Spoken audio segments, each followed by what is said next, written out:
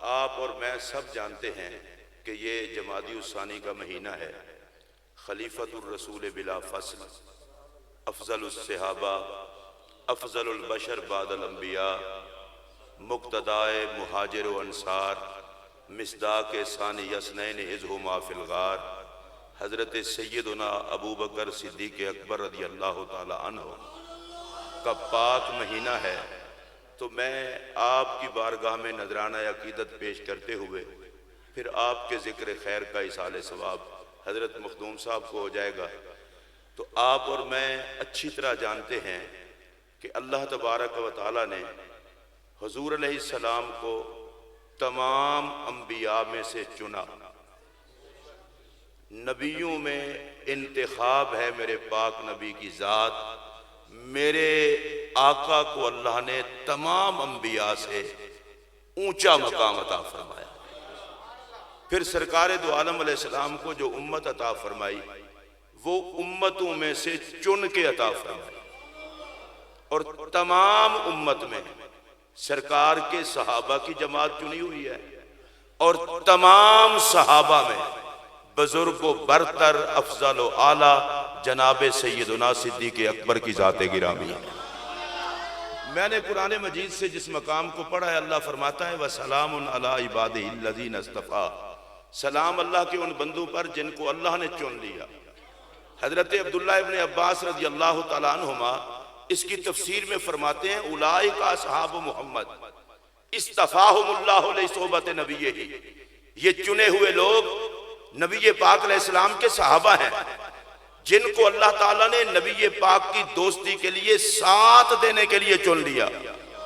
میں بڑی توجہ چاہوں گا، صحابہ کرام کو رب نے چنا کیونکہ اللہ جانتا تھا شرک کے ماحول میں جب میرے محبوب نے اعلان نبوت کرنا ہے جان کے دشمن پیدا ہوں گے، طرح طرح کی اذیتیں دیں گے، تو میرے پاک نبی کو اللہ کریم نے گویا یوں فرمایا محبوب اگر جان کے دشمن ہوں گے اعلان نبوت کی وجہ سے، تجھے ایسے ساتھی دوں گا جو جانیں وار دیں گے تیرا ساتھ نہیں چھوڑیں گے، جو گردنیں کٹا دیں گے تیرا ساتھ نہیں چھوڑیں گے، جو سب کچھ قربان کر دیں گے تیرا ساتھ نہیں چھوڑیں گے۔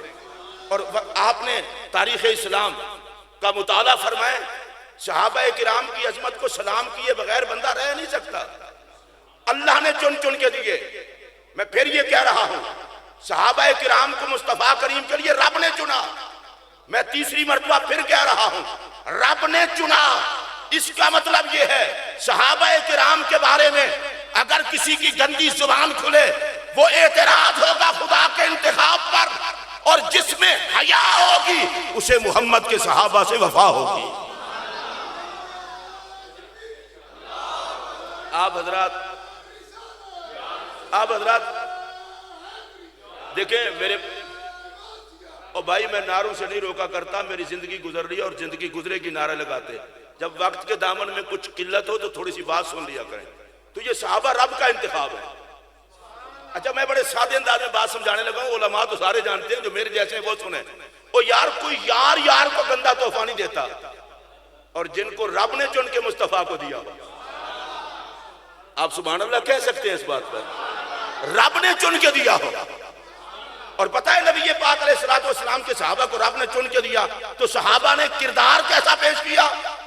کسی جاہل کی طرف ہمیں دیکھنے کی ضرورت نہیں ہے، ایسا کردار پیش کیا کہ مالک خود کہتا ہے رضی اللہ عنہم۔ محمد عربی کریم کے تمام صحابہ کی جماعت سے اللہ خوش ہے۔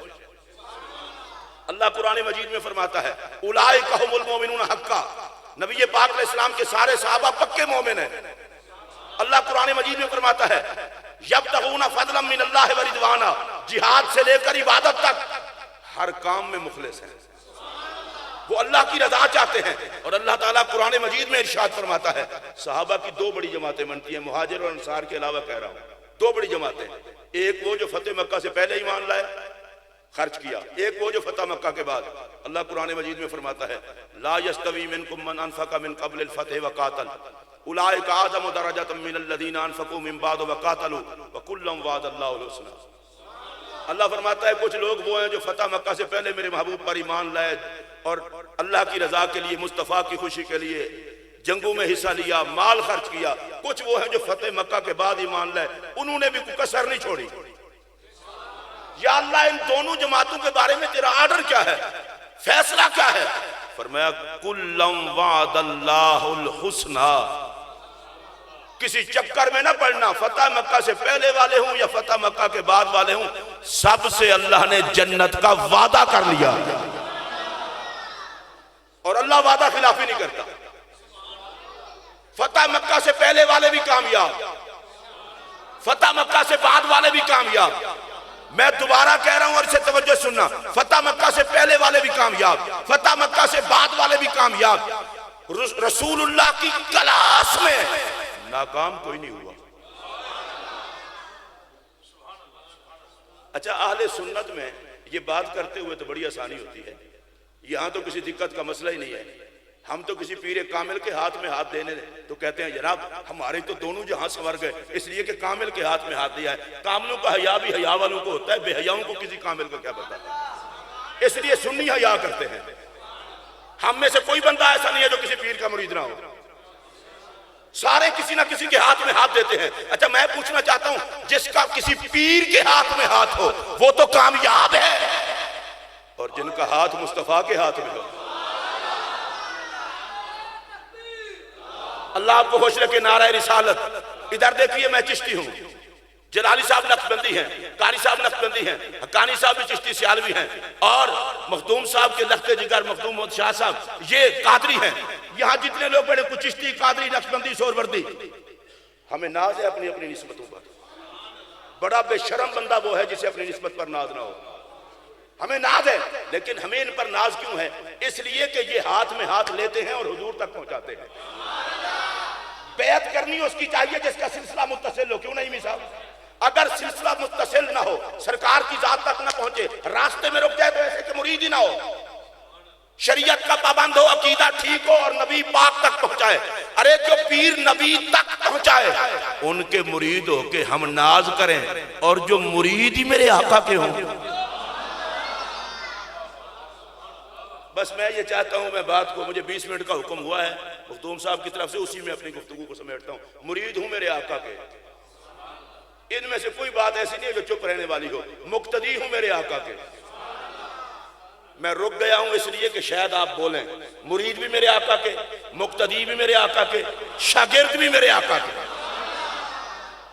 اچھا میں آپ سے جلدی جلدی ایک سوال کرنے لگا ہوں. جو گنبد خضرا کو ایمان کی حالت میں دیکھے، لوگ اس کے گلے میں ہار ڈالتے ہیں اور اس کو کہتے ہیں واہ خوش قسمت ہے، طواف بیت اللہ کر آیا ہے، گنبد خضرا کو دیکھ آیا ہے. اور میرے اور آپ کے پیارے نبی علیہ السلام نے فرمایا من زار قبری وجبت لہو شفاعتی.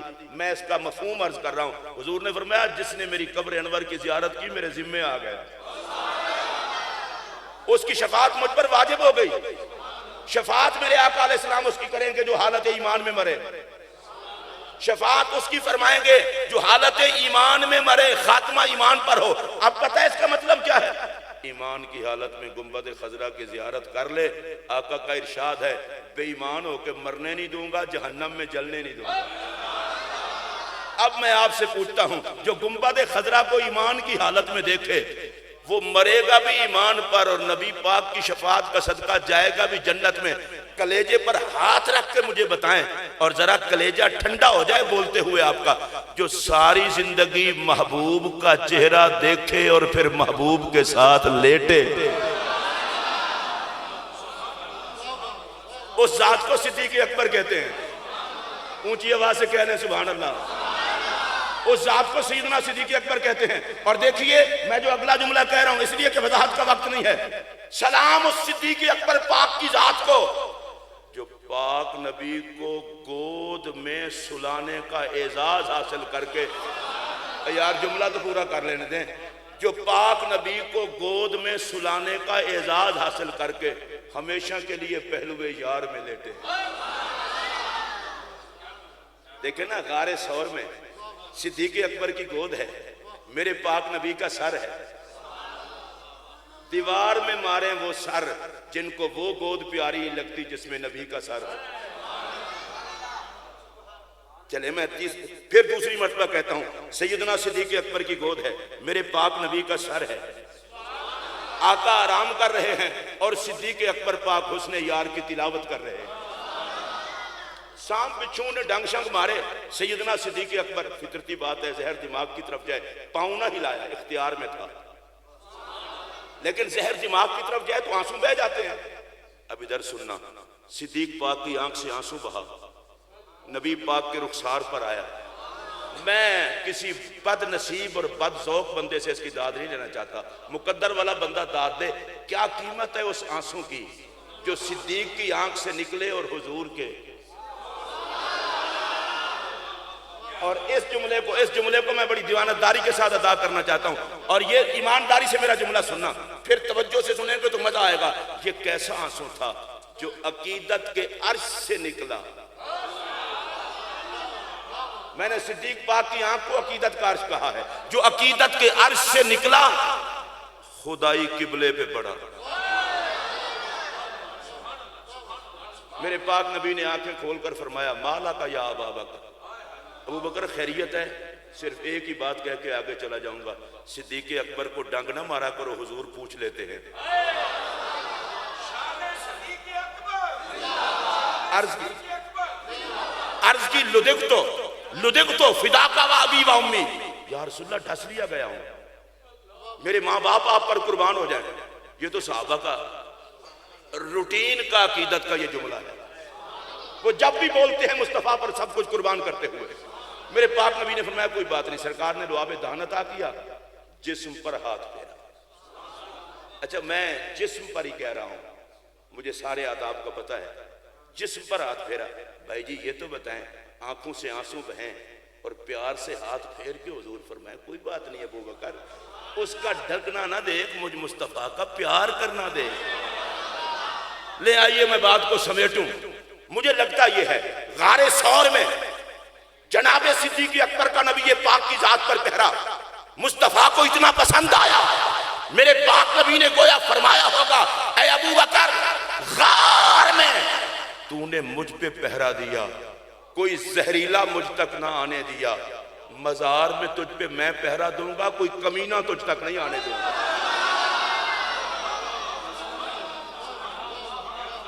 حضرت سیدنا صدیق اکبر رضی اللہ تعالیٰ عنہ غار میں مصطفیٰ کریم علیہ السلام کے ساتھ لیٹے ہوئے ہیں.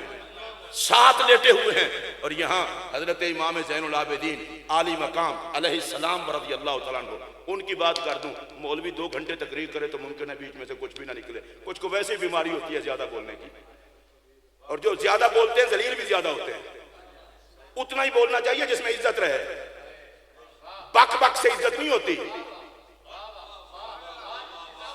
حضرت امام زین العابدین بولے اور بڑے اختصار کے ساتھ. کسی نے پوچھا جی صدیق پاک کا مقام کیا تھا؟ فرمایا دنیا میں وہی تھا جو اب ہے. وہی یہی مقام تھا جو اب ہے. اب آپ کو تو پتہ چل گیا، علماء ان کو سمجھا دوں. اب دیکھو نبی کے ساتھ بھی صدیق اکبر ہے، نبی کے بعد بھی صدیق اکبر ہے. دنیا میں نبی کے ساتھ بھی صدیق اکبر تھے، نبی کے بعد بھی صدیق اکبر تھے. میں مخدوم صاحب کی دعوت پر ادھر آیا ہوں، یا جلالی صاحب بیٹھے ہیں ان کے پاس جاؤں، یا حقانی صاحب کے پاس جاؤں، یا یہ میرے پاس ہیں، کوئی بھی ہے اور میں ان کے پاس جاؤں. جو جس کے گھر میں ہوتا ہے وہ اس کے ذمہ ہوتا ہے. میں یہ نہیں میں مانگے چلا جاؤں تو جلالی صاحب مجھے کہیں جی گاڑی کا خیال رکھنا، جوتوں کا خیال رکھنا. میں نے کہا میرے سر میں درد ہے، میں آپ کے پاس رہوں گا.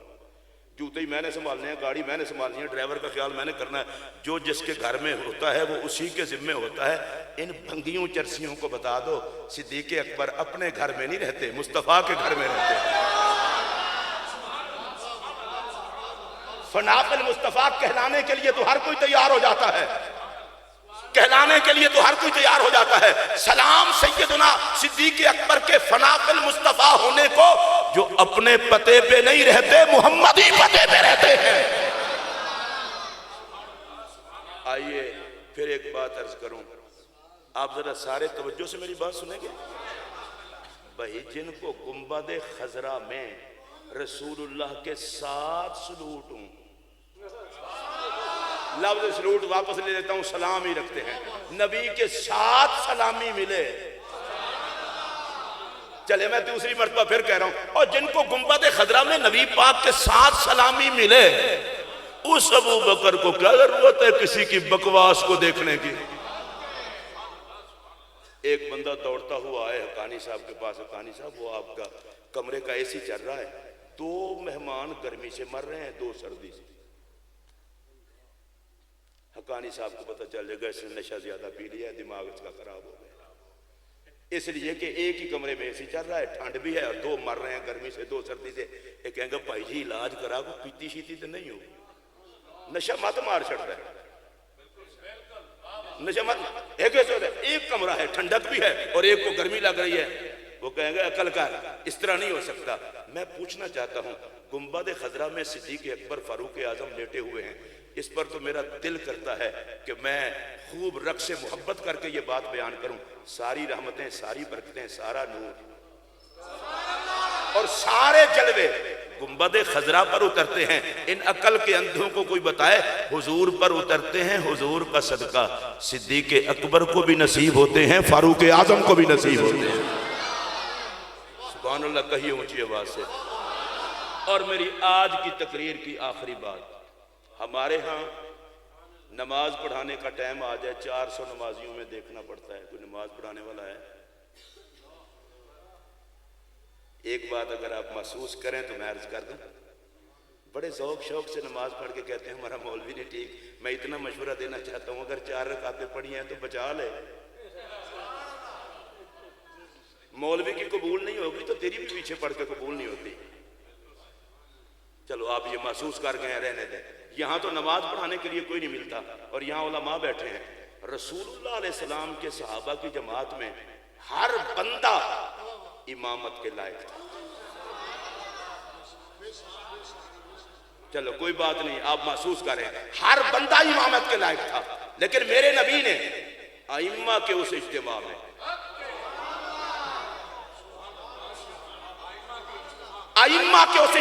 یہ نہ سمجھے کوئی مجبوری تھی، جناب علی جیسا بندہ ہو، جناب عمر جیسا بندہ ہو، جناب عثمان جیسا بندہ ہو، تربیت کے لیے سارے شاہکار موجود تھے، لیکن نگاہ مصطفیٰ اٹھی تو جناب ابو بکر پر پڑی، اس لیے کہ فرمایا مصلی پہ وہ کھڑا کرے جو متقی ہونے، مصلی پہ وہ کھڑا ہو جو متقی ہونے کے اعتبار سے اتقا ہو، ورع کے اعتبار سے اورا ہو، علم کے اعتبار سے عالم ہو، جو سب میں بزرگ و برتر ہو۔ تو فیصلہ کیا جنتیوں کے اجتماع کا امام صدیق اکبر ہی ہو۔ نبی پاک نے مصلی دے دیا، مولا علی نے ایک اعلان کر دیا، فرمایا قدمک رسول اللہ فمن الذی یؤخرک۔ اے ابو بکر تجھے مصلی رسول نے دیا تھا، میں علی دیکھوں گا تجھے پیچھے کون ہٹاتا ہے۔ میں کسی کا نام شام نہیں لے رہا، نبی مصلی دے، نبی مصلی دے، علی پہرا دے، تو جو صدیق کو نہ مانے نہ نبی کا کچھ لگتا ہے نہ علی کا کچھ لگتا ہے۔ اور مخدوم صاحب کو اللہ، میرا ان کے ابا جی سے، والد گرامی سے بہت پرانا تعلق ہے۔ میری مسجد میں جب میں اردو بازار میں ہوتا تھا تو میں کئی خطابات ان کے کروایا، بڑے دھیمے دھیمے لہجے میں وہ خطاب کیا کرتے تھے، رحمت برستی تھی۔ محسوس ہوتا تھا کہ ان کے پاس کچھ لنگر ہے، چاہے وہ غوث پاک کا ہو یا غوث اعظم کا ہو۔ وہ بڑے مرد درویش، اور میں نے اپنی زبان سے، میں نے اپنے کانوں سے کم از کم ان کی زبان سے کبھی گلہ اور شکوہ نہیں سنی۔ وہ ایک محبت اور پیار والے بندے تھے۔ قانی صاحب کا تعلق تو خیر مجھ سے بھی زیادہ ہے، یہاں جتنے علماء تشریف لائے ہیں، اور میں اپنی گفتگو کو اس جملے پر ختم کرنا چاہتا ہوں۔ حضرت شیخ عبدالحق محدث دہلوی رحمۃ اللہ تعالی علیہ اشرف اللمات میں فرماتے ہیں کامیابی کا راز اس میں ہے کہ خاندان رسول سے مودت اور صحابہ کا ادب۔ میں دوبارہ کہہ رہا ہوں، صحابہ کا ادب اور خاندان رسول سے مودت، اور میں بالکل کھلے لفظوں میں کہہ رہا ہوں، خدا کو گواہ بنا کے کہہ رہا ہوں، جو صحابہ میں سے کسی کے بارے میں بکواس کرے اس کی موت و حیات پر بھی لعنت، اور جو اہل بیت کے بارے میں گھٹیا جملے بولے اس کی موت و حیات پر بھی لعنت۔ صحابہ کے غدار بھی میرے جوتے کی نوک پر اور اہل بیت کے غدار بھی میرے جوتے کی نوک پر۔